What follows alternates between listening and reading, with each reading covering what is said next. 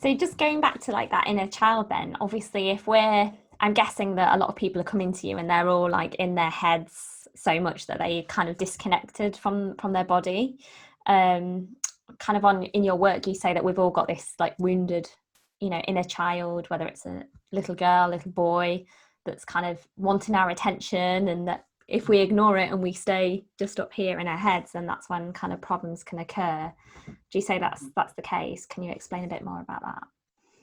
Yeah, like a lot of people think like when they hear the word trauma, they think of like trauma with like a capital T, like the huge events that you would think you would categorize as trauma. But the truth is that most of us have a lot of little T traumas, throughout our childhood, and sometimes therapists refer to as like diffuse complex trauma, where it's not necessarily one specific event that happened, but it's actually years or even decades of neglect or verbal or physical abuse or whatever it is. And so, little things, it's just literally like when, as a child, which just happens to all of us, when did we not get our needs met?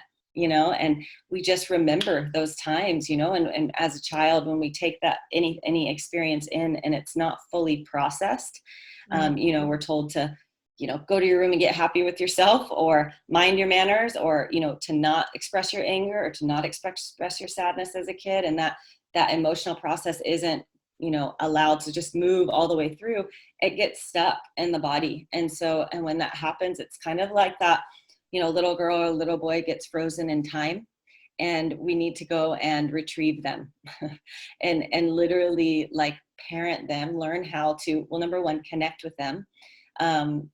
Because what happens is, for most of us, we get into our teens and 20s and 30s and 40s, and we distract ourselves and we don't really get into this work. And what happens with when we do, I see this with so many people, whenever they do try to connect with their little boy or their little girl, it's just it's hard for them to visualize making eye contact with their present day adult self with their inner child.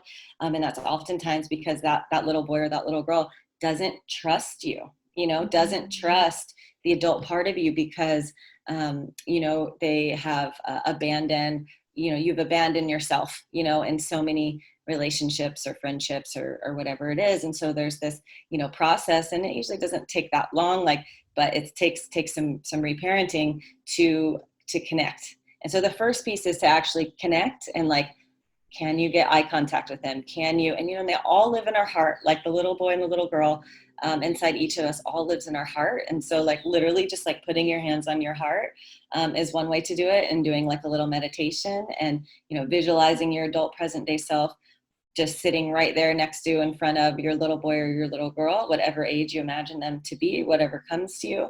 And then asking, what are you feeling? What do you need?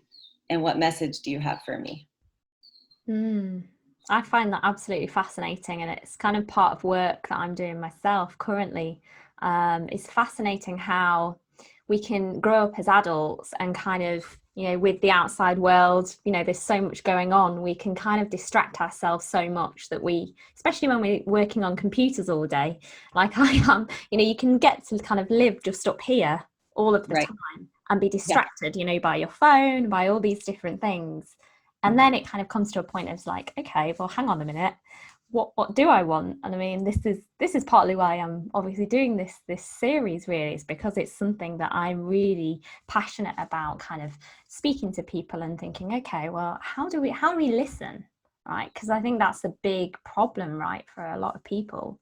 Like, how do we listen and in kind of get more attuned? And like you say, it's just about kind of contacting that inner child that's always there, that hasn't been listened to, maybe.